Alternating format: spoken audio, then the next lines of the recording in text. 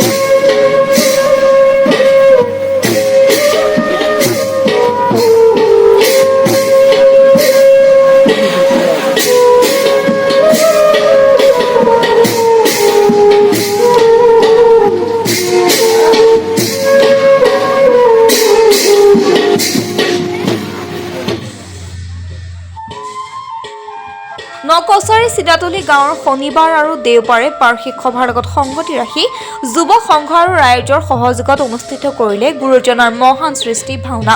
প্ৰথম দিনা জ্যেষ্ঠসকলে ভাওনা অনুষ্ঠিত কৰে আৰু দ্বিতীয় দিনা অৰ্থাৎ দেওবাৰে ৰাতিলৈ শিশু ভাওনা প্ৰদৰ্শন কৰা হয়। গুৰুজনাৰ মহান সৃষ্টি ভাওনা অনুষ্ঠিত কৰি ভৱিষ্যত প্ৰজন্মক পৰিচিত কৰি দিয়াৰ এক বিশাল প্ৰয়াস এই গাঁৱৰ যুৱ সংঘ তথা ৰাইজৰ। কণ কণ শিশুসকলে মৌচম লাহনে পৰিচালনা কৰা সীতাহৰণ বালি পথ নামৰ নাটকখনিত সুন্দৰ অভিনয় কৰি দৰ্শকৰ মন মুগ্ধ কৰা দেখা যায়। কেইবাগৰাকী শিশুৰ অভিনয়ত আপ্লুত হৈ দৰ্শকে পুৰস্কাৰ প্ৰদান কৰাও পৰিলক্ষিত হয়।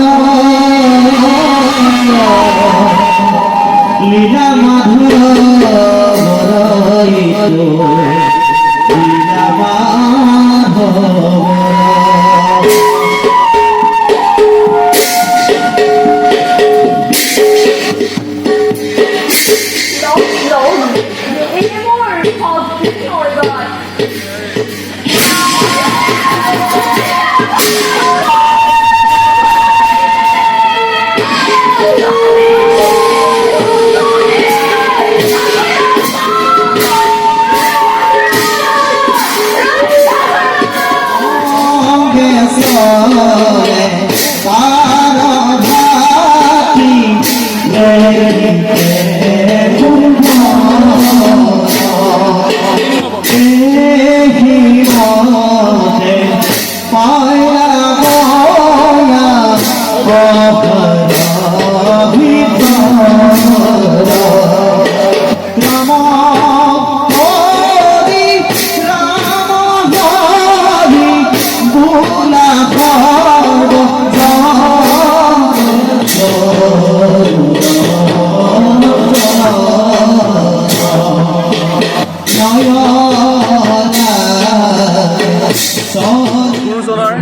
অমৰ অনুপম আৰু বিনন্দীয়া সৃষ্টি হৈছে এই ভাওনা।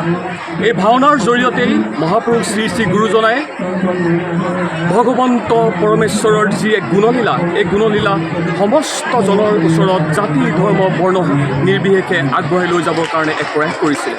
আৰু তাৰ কাৰণেই সেই প্ৰয়াসৰ এক হিচাপেই আমি চিনাতলি যুৱ সংঘই সমূহ চিনাতলি গাঁওবাসী ৰাইজৰ সহযোগত দুদিনীয়া কাৰ্যসূচীৰে আমি এই ভাওনাভাগি অনুষ্ঠিত কৰিছোঁ। এই ভাওনাভাগিত আমাৰ চিনাতলি যুৱ সংঘৰ সমূহ সদস্য আৰু লগতে শিশু চেমনীয়াসকলৰ দ্বাৰা আমি 2খন ভাওনা প্ৰদৰ্শন কৰিছোঁ। আৰু আমি বিশ্বাস কৰোঁ যে এই ভাওনাৰ জৰিয়তে আমাৰ নৱপ্ৰজন্মই ভগৱন্ত প্ৰভু শ্ৰী পৰমেশ্বৰৰ যি অনন্ত লীলা, সেই লীলা যাতে প্ৰত্যেকজন ব্যক্তিৰ ওচৰলৈ যায়, তেখেতৰ যি এক অমৰ সৃষ্টি, এই সৃষ্টি যাতে প্ৰত্যেকজন লোকৰ ওচৰত যায়, সেই প্ৰয়াসৰ কাৰণে আজি চিনাতলি যুৱ সংঘই গাঁওবাসীৰ সহযোগতে আমি এই ভাওনা অনুষ্ঠিত কৰিবলৈ আগবাঢ়িছোঁ।